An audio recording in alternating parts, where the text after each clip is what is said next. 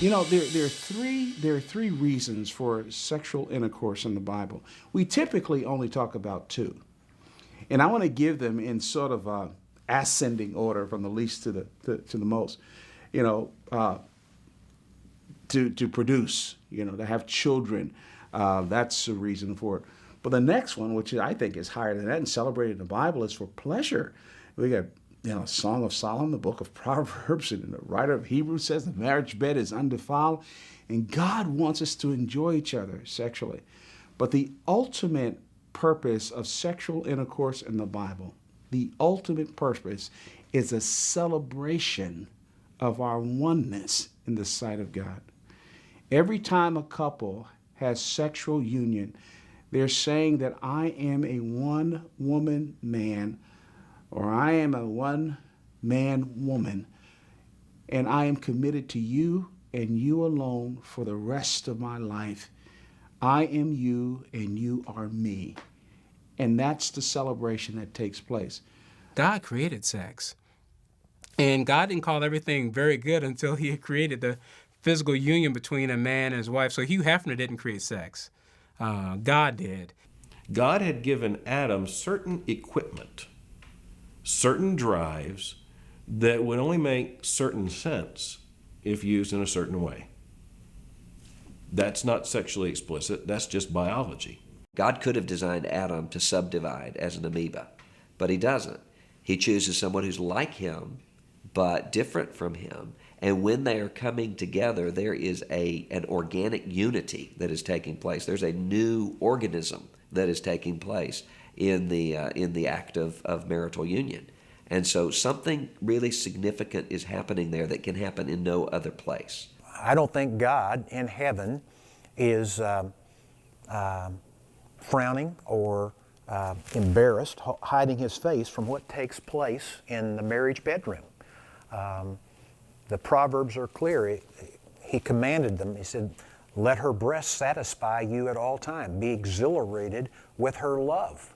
And it was the idea of sex and marriage. Again, a book in the Bible was dedicated to passionate love in marriage. In fact, there are a number of components of passion in marriage that are outlined in the book of Song of Solomon that just point out God wants us to make passion and pleasure in our marriages a priority.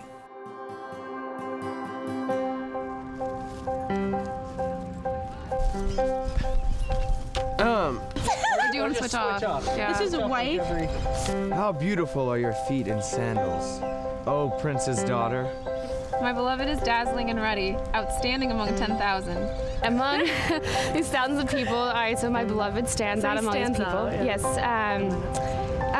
please help me out here. His head is like gold, pure gold. His locks are like clusters of dates, and black as a raven. Clusters of dates and black as a raven? I don't know. The guy has black hair, black curly hair. The curves of your hips are like jewels, the work of the hands of an artist. His eyes are like doves beside streams of water, bathed in milk and reposed in their setting. So they're very white. I'm great at analyzing poems. Your navel is like a round goblet which never lacks mixed wine. Your belly is like a heap of wheat fenced about with lilies. Your two breasts are like two fawns, twins of a gazelle. Gazelles? That's my line. I think it's romantic. Yeah. His cheeks are like a bed of balsam. Banks of sweet-scented herbs. His hips are lilies dripping with liquid myrrh. Liquid myrrh. Well, his lips are lilies dripping with liquid myrrh. That's a prime one. Your neck is like a tower of ivory. Your eyes like the pools in Heshbon by the gate of Bath Rabbim. Your nose is like a tower of Lebanon, which faces towards Damascus. Means that I have no idea. His hands are rods of gold set with beryl. His abdomen is carved ivory inlaid with sapphires. Your head crowns you like Carmel. I thought it was caramel. That would have been better. And the flowing locks of your head are like purple threads. The king is captivated by your tresses. His legs are pillars of alabaster set on pedestals of pure gold. His appearance is like Lebanon, choice as the cedars. How beautiful and delightful, how delightful you are, my love, with all your charms. Your stature is like a palm tree, and your breasts are like its clusters. I say, I will climb the palm tree. I will take hold of its fruit stalks. His mouth is full of sweetness, and he is wholly desirable. I agree with that point. Oh, may your breasts be like clusters of wine, and the fragrance of your breath like apples, and your mouth like the best wine. This is my beloved. This is my beloved. And this is my friend, O daughters of Jerusalem. She just won me over. Did you guys write this? Where do I think it comes from? Short story. I'm thinking like, Greek mythology. Yeah. I think that's very sexual, and I like it. This sounds like something comes out straight out of Twilight. Is it from the Bible? I don't know. Like, I think it's Jerusalem. I don't know. Is this like biblical stuff? You had to be pretty old and crazy to come up with something like that. It's wonderful. I mean, it's wonderful to see God not be afraid to address anything. When he talks in Song of Solomon and you hear the expression and you hear the passion and you hear the intimate description of the detail and the touching and what I think about it and what your breasts are. I mean, you hear these very sensual passages. But it reminds you of just how wonderful and how great a gift sex is to a relationship. I think the Song of Songs is a glorious book. I mean, what a brilliant idea for God to put that in the canon to inspire married couples for what can be. My goal is to see that Cindy has a sexually wonderful marital experience. Her goal is to see that Michael has a wonderful, sexually fulfilling sexual experience. That's your goal. Your goal is not some Hollywood nonsense, but it's how do I help her have a wonderful experience with this, is safe, lovely, profound, emotional, exhilarating, and vice versa. And to enjoy the relationship based around that, not just the event of the orgasmic experience or the climax of the physical event, but all that led up to it and all that happens afterwards. And I think when couples can start getting that in their head instead of all this other noise, you move away from just using your wife as a vessel to release your anxiety and pent-up frustration, and vice versa, or to frustrate each other and control. Well, no sugar tonight in your coffee. You've hurt my feelings. Forget you, that's just sin. That's all it is. The sexual union ought not to be seen as a favor that someone is doing for someone else, nor ought it to be seen as an entitlement that someone is demanding from someone else. If in a marriage there is a reluctance toward sex, then something else is going on. Many couples never talk about their sexual needs. But the husband and wife got to say, okay, this is what I expect. This is what I would love. This is what I would enjoy. This is my frequency. This is where I want to do it. We got to talk through those things because it's important to know what does your spouse need. And then let's honor that and not give in. And then talk about how do I save energy for that, okay? If we're supposed to have sex two times a week, but I'm tired all the time, so how can you help lighten my load? Can you pick up the kids? Can you do the laundry? Can you cook? So that I can be ready for you at 9, 10 o'clock, okay? So it's a balance of us finding out how can we save energy to enjoy each other sexually. The ultimate calling of me in sexuality is not first my pleasure, because that would distort sexuality, because I'm using you for my pleasure. It's not even your pleasure, because we may please one another in ways that are an abomination to God. The ultimate pleasure I must pursue is the pleasure of God. That God would be pleased by everything we do in that relationship.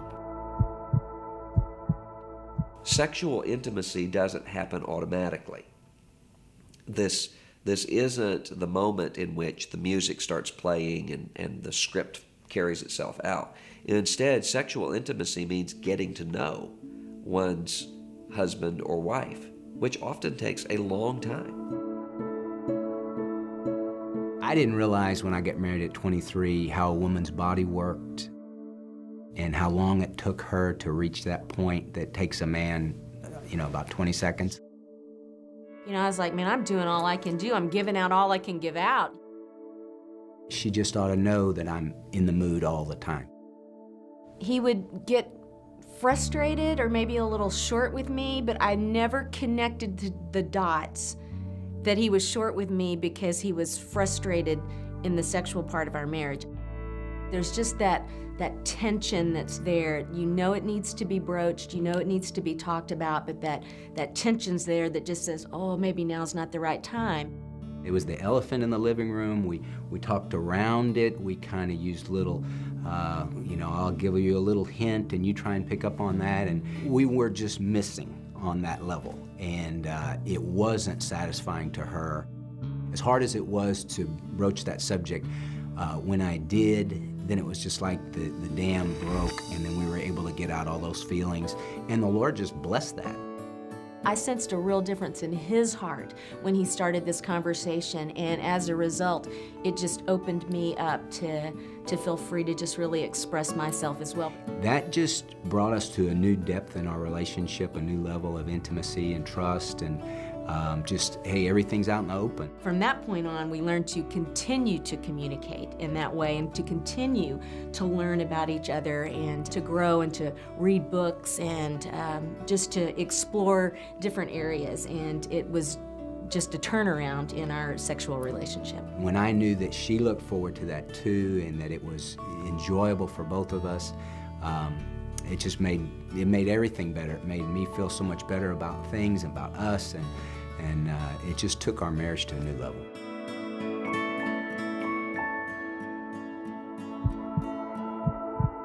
I think if you talk to many, many Christian couples and you got them to be honest, they would talk about the fact that they have a less than fulfilling, less than mutually satisfying sexual relationship. I don't think it's about sex. I think it's about relationship. If I've been selfish with you, if I'm easily irritated with you, if living with me is like walking on eggshells, then when you're naked next to me in bed, what are you expecting? You're not expecting this to be tender. You're not expecting me to serve you. You're not expecting me to be excited about your pleasure. You always drag the relationship into the marriage bed. And I'm convinced for most couples, you fix sexual dysfunction outside of the marriage bed because God is actually employing that dysfunction as a barometer of other things that are wrong. It's a pain signal that there are things about the way that we treat one another that make this not work. And you think, we're getting a warning here. Yeah, I think sexual problems are generally a symptom of another problem. I think sex is a byproduct of our intimacy. Again, a lot of people think that sex is our intimacy, but that's not the case. It's a byproduct of our intimacy. Intimacy happens when I let someone into an area of my life that's not readily available to everyone else. If I tell you my name and I tell you where I'm from, I'm not being intimate. But when I'm telling you things that are not for general consumption, that's when I'm beginning to be intimate. By the way, a little aside, that's where affairs begin. I love talking to you. I can tell you things I can't tell my wife. You just told that woman that you're hers and that the physical consummation is only yet to come. And so within the context of a marital relationship, oftentimes couples are not experiencing intimacy in their relationship, and the sexual relationship that is a byproduct of that and a fruit of that is kind of a lagging indicator. Our orientation to marriage and to sexuality in particular is that I want to be moving towards you and I want to be available to you. And so the orientation is not the cultural one, which is this is my body, stay away, I'll let you know when you can have access. And so it's a complete mind shift. It really is radical. And yet it's that radical scriptural approach that brings health to marriages.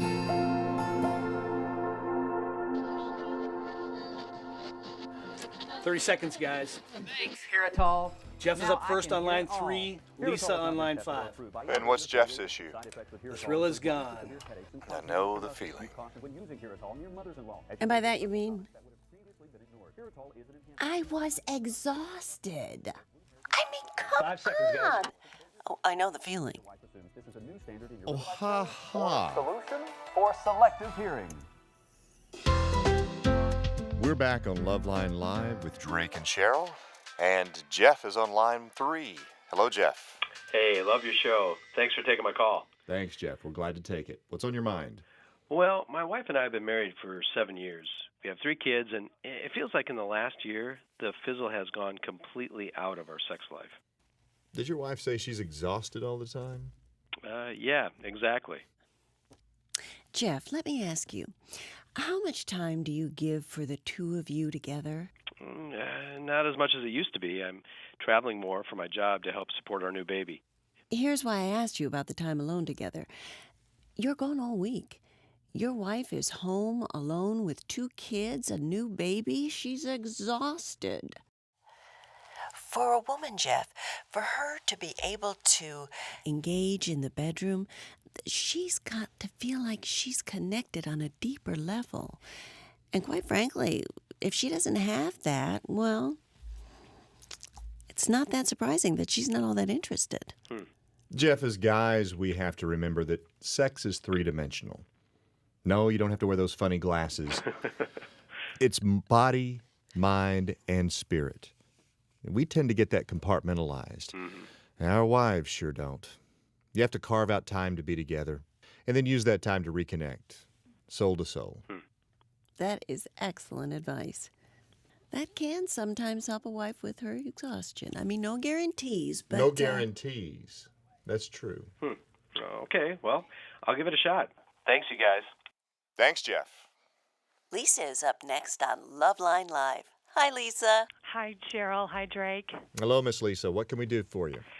Gosh, I never thought I would do this on a radio show, but okay, well, I don't know why, but lately I've just been freezing up when he starts to initiate, Now, you said lately. Has this just started happening recently? Yeah, maybe for a year now. First marriage for both of you? It is for me. He was married once before for about 3 years, but no kids. Lisa, have you ever been concerned that your husband might leave you? I don't think so. I mean, no, but we have been arguing a bit more than usual, and there are times when I go down to the gym and see these women working out, and I think, how long before one of them starts flirting with him, and he just loses it. Lisa, here's what I think is happening with you. You're experiencing doubts. Now, the ones you mentioned, they may seem like, not a very big deal, but they could be exactly what's causing you to shut down physically. Yeah. Lisa, when a wife, or a husband for that matter, feels insecure about the core commitment in a relationship, about the permanence, that wife has a hard time giving herself freely and uninhibitedly to her man. She can't do that if she's thinking, I wonder if he's going to be here tomorrow or next week or next year. What you need to do is settle this issue with your husband. You need to look each other in the eye and really get honest with each other. Like, re-embrace those words. For better, for worse, for richer, for poorer, in sickness and in health. You're stuck with me, right? Right. Lisa, hearing and knowing that kind of rock-solid commitment is just one key to a healthy sex life, and more importantly, to your marriage. Thanks, guys. Our pleasure, Miss Lisa. Well, that's our show, friends.